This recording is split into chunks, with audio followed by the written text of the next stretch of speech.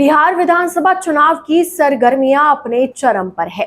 6 नवंबर को पहले चरण का मतदान होने वाला है, जहां 121 सीटों पर किस्मत का फैसला होगा। मगर 1600 किलोमीटर दूर पंजाब के खेतों, कारखानों और शहरों में काम करने वाले बिहार के 25 से 30 लाख प्रवासी मजदूरों की कहानी इस चुनाव को नया मोड़ दे रही है। ये वे लोग हैं जो पंजाब की अर्थव्यवस्था की रीढ़ है, फसल काटने से लेकर फैक्ट्रियों में पसीना बहाने तक।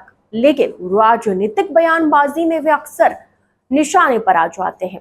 इसके अलावा वहां पंजाब के नेताओं और मुद्दों का भी खूब जिक्र हो रहा है। प्रधानमंत्री नरेंद्र मोदी ने हाल ही में छपरा की एक रैली में इस मुद्दे को गरमाया। उन्होंने विपक्षी दलों पर निशाना साधते हुए कहा, कांग्रेस के एक पूर्व मुख्यमंत्री चरणजीत सिंह चन्नी ने खुलेआम घोषणा की थी कि बिहार के लोगों को पंजाब में घुसने नहीं देंगे। मोदी ने इसे इंडिया गठबंधन का बिहारियों के प्रति अपमान करार दिया, जो बिहार के प्रवासियों की पीड़ा को चुनावी हथियार बना रहा है। पीएम के इस बयान के बाद पूर्व सीएम चन्नी ने सोशल मीडिया पर लाइव आकर सफाई दी। राजनीति की इस बिसात में बीजेपी पंजाब में रह रहे बिहार के लोगों को लेकर ऐसे ही मुद्दों को लगातार उठा रही है। सूत्रों के अनुसार बीजेपी की इसी घेराबंदी के चलते पूर्व सीएम चन्नी का नाम उन स्टार प्रचारकों की सूची से हटा दिया गया जो बिहार चुनाव के लिए कांग्रेस हाईकमान ने तैयार की थी। प्रधानमंत्री नरेंद्र मोदी ने बिहार चुनाव प्रचार में 30 अक्टूबर को पंजाब के पूर्व सीएम व कांग्रेस नेता चरणजीत सिंह चन्नी को घेरा। यह हमला छपरा में उन्होंने किया।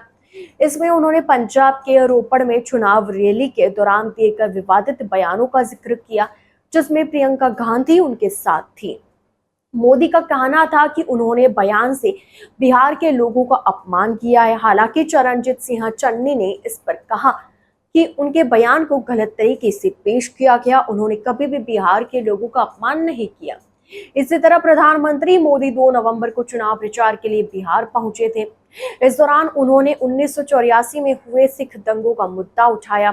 कहा कि कई जगह सिखों को निशाना बनाया गया था। कांग्रेस के नेताओं पर गंभीर आरोप लगे थे। अब कांग्रेस वाले सहिष्णुता के मुद्दे पर भाषण दे रहे। सीएम भगवंत मान ने 6 दिन पहले एक प्रेस कॉन्फ्रेंस बुलाई थी।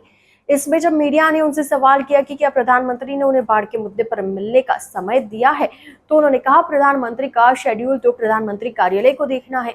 शायद उनकी बिहार में एक्टिविटी ज्यादा है क्योंकि प्रधानमंत्री साहिब रैली प्रधानमंत्री भी साथ में है। आगे कहा कि जब किसी राज्य में चुनाव होता है तो वहां जाकर बैठ जाते हैं। वह बिहार में ही टाइम दे तो वहीं चले जाएंगे, जहां भी समय देंगे वहां चले जाएंगे। उन्होंने पीएम को रैली प्रधानमंत्री तक कह दिया। साथ ही कहा कि वे तो वोटर भी अपने बना रहे हैं। स्टार प्रचारकों में सीएम भगवंत मान से लेकर चन्नी तक, जहां तक बिहार इलेक्शन में स्टार प्रचारकों की बात करें तो उनमें पंजाब का नेता कम है, मगर सभी पार्टियों ने बड़े नेताओं के नाम इसमें शामिल किए हैं। बीजेपी की तरफ से कई टीमें चुनाव के लिए भेजी गई, लेकिन सूची में कोई पंजाब का नेता शामिल नहीं है। चुनाव से ठीक 6 महीने पहले बिहार के कई नेताओं के लगातार पंजाब में दौरे हुए थे। इनमें उन्होंने वोटरों का दिल जीतने की कोशिश की। छठ पूजा पर भी वोटरों का दिल जीतने की कोशिश की गई। 25 से 28 अक्टूबर तक छठ पूजा थी। पंजाब से लेकर चंडीगढ़ तक सभी पार्टियों के नेताओं ने इन लोगों का दिल जीतने की कोशिश की। छठ को लेकर स्पेशल गाड़ियां चलाई गई। इन स्पेशल रेलगाड़ियों की व्यवस्था पंजाब के सभी शहरों से की गई थी। दूसरी पार्टियों के नेता भी इन समागमों में पहुंचे। किसी ने कोई कसर नहीं छोड़ी। साल 2024 में प्रवासियों यानी यूपी बिहार वालों को लेकर कई तरह के प्रस्ताव पास हुए। मोहाली के गांव दाऊ में तय हुआ था कि ये रात को 9 बजे के बाद घर से नहीं निकलेंगे। गांव में उन्हें पूरे कपड़े पहनकर आना जाना होगा। घरों में कूड़ेदान रखने होंगे।